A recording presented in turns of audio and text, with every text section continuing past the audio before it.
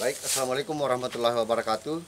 Jadi untuk sesi kita kali ini adalah proses pengambilan bahan mikroba 1 yang difermentasi selama 3 hari di rumpun bambu seperti yang dilihat, seperti yang saya sampaikan di video sebelumnya.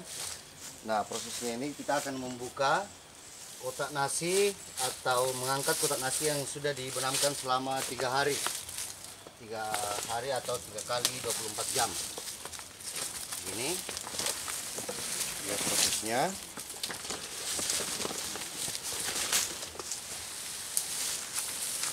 Untuk di di fermentasi lanjutan untuk dijadikan bahan mikroba 2. Seperti ini kondisinya. Nah, ini dia kotak nasinya yang kita benamkan.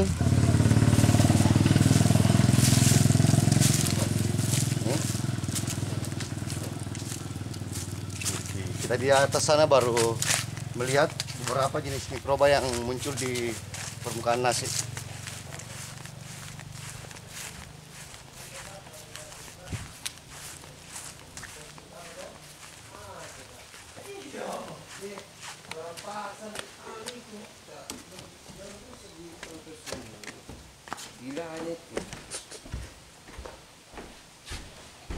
Nah, kita akan melihat langsung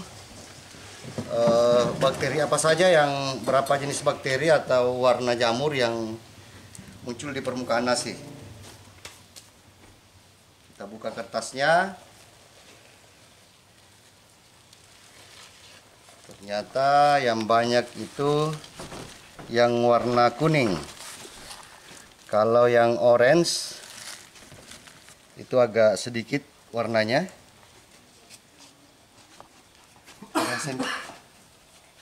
Sendok dulu.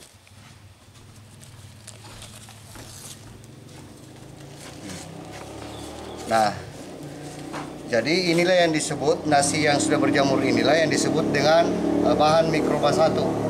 Nah, untuk menjadikan bahan mikroba 2, sebentar ini nasi yang berjamur ini atau bahan mikroba 1 ini kita akan timbang seberapa beratnya, itu akan dicampur dengan gula merah dengan perbandingan yang sama.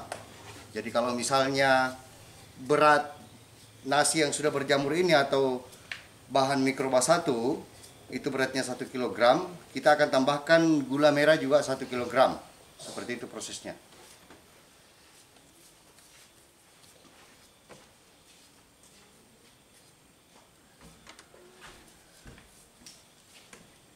Nah, ini kita menggunakan sendok makan. Dia nasinya seperti ini.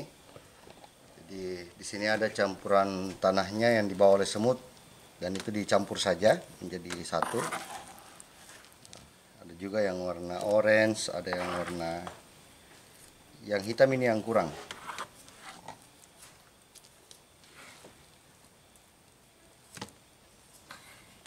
Nanti di sesi berikutnya kita akan memperkenalkan jenis bakteri apa saja yang misalnya warnanya kuning, apa saja penamaannya, yang warnanya orange, apa saja penamaannya, dan macam-macam bakteri.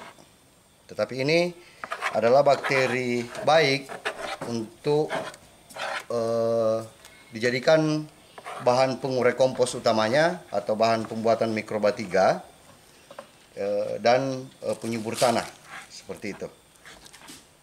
Nah, ini kita akan timbang 9 ons. Nah, kita butuhkan juga gula merah. Tapi karena gula merahnya setengah saja ya, 5 ons saja ya.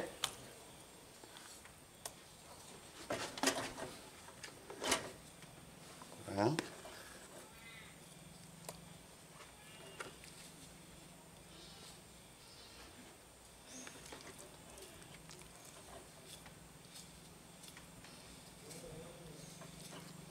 Oke. Nah, jadi ini adalah proses pengirisan gula merah.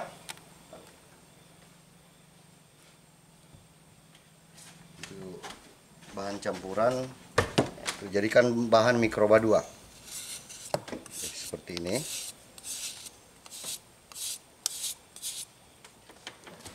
Akan timbang.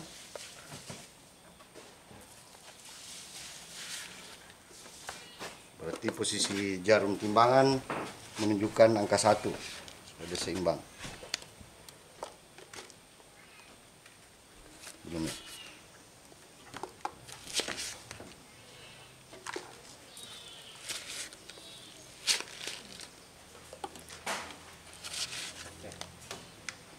Sudah oke? Proses selanjutnya adalah bahan tersebut antara bahan mikroba 1 tadi atau nasi yang berjamur yang sudah dicampur dengan gula merah itu diaduk secara merata.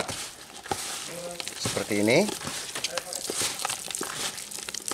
Rasanya agak hangat dan dingin. Jadi ada hangat-hangatnya, ada dingin-dinginnya. Nah, ini nanti ketika pada proses fermentasi sudah selesai selama 7 hari dalam toples, nanti saya akan perlihatkan proses fermentasinya setelah pengadukan secara merata ini dengan cara meremas.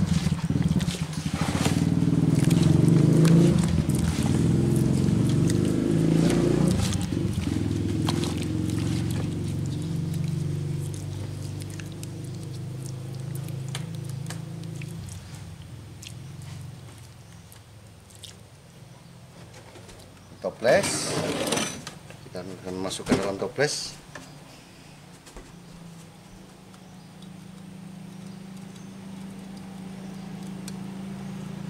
Bisa kawan Muhimin membantu untuk proses penutupannya dengan menggunakan kertas halus, atau setidaknya disarankan menggunakan kertas pra. Kertas berpori maksudnya. Tutup. Mana lah?